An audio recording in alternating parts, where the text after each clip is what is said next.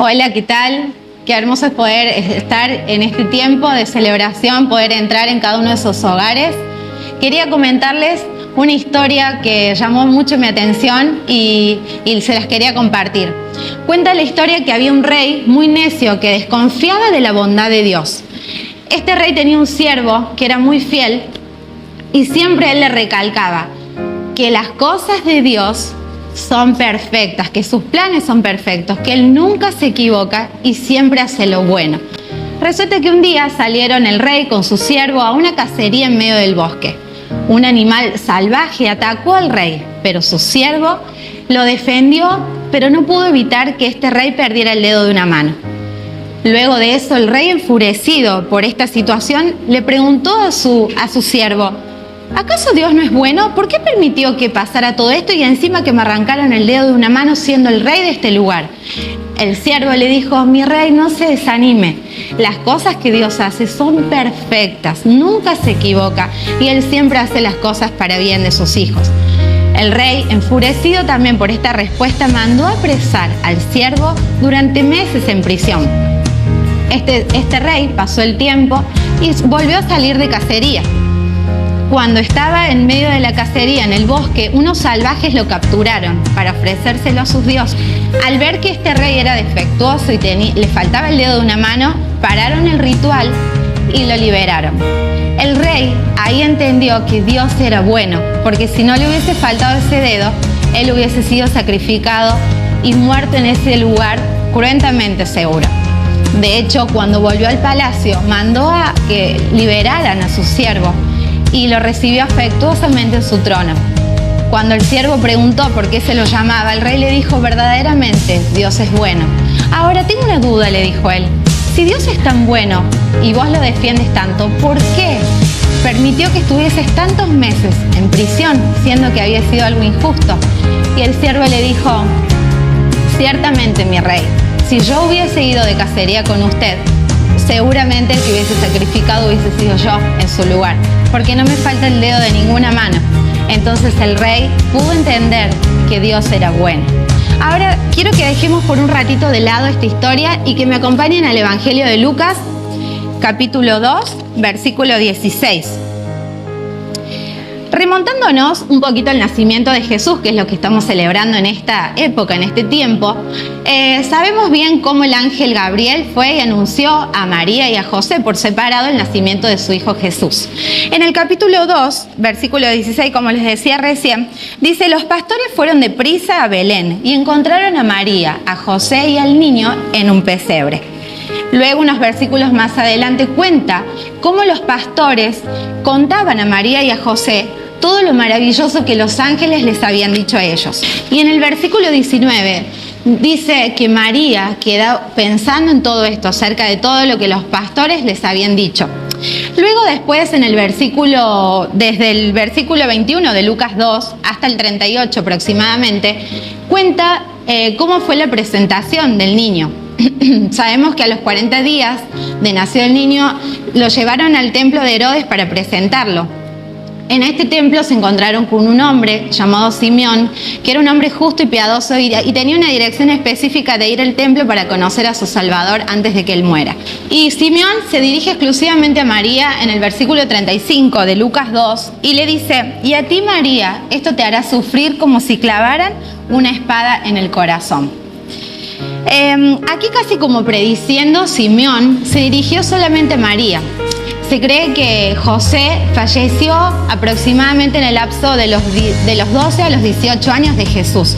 Por eso es que él se expresa directamente a ella, sabiendo que en el momento de la crucifixión iba a ser solamente María la que iba a presenciar ese cruento momento. Luego de esto, María y José se quedaron asombrados por todas las cosas maravillosas que Simeón había hablado del niño, de lo que Dios iba a hacer en él y a través de él en un futuro. Otra situación en la que María también queda pensando acerca de lo que le dicen de Jesús es cuando ellos regresaban ya de Jerusalén, donde se celebraba la Pascua todos los años. Con José iban de camino casi de un día, dice la palabra, y se dieron cuenta que Jesús, el niño que tenía 12 años aproximadamente en ese momento, no venía con ellos ni con los acompañantes. Entonces ellos, preocupados, volvieron al lugar, al templo, y allí encontraron al niño predicando. Entonces rápidamente fueron y le preguntaron: Jesús, ¿por qué nos has hecho esto?, dijo María. Y el niño dijo: ¿acaso no sabían que yo debo estar en la casa de mi padre? Dice que María y José una vez más quedaron sin poder entender esta situación. Y dice que cuando volvían, María iba pensando en todo esto. Una vez más, María guardaba todas estas cosas en su mente y en su corazón, y hasta quizás con un cierto temor por lo que iba a venir, ¿verdad? Pero ahora yo pensaba, uno como padre, como madre, se preocupa, vela por sus hijos, sufre aún por ellos. Me imagino cuánto más aún fue la responsabilidad de José y de María al criar nada más y nada menos que al Mesías, al Salvador de este mundo.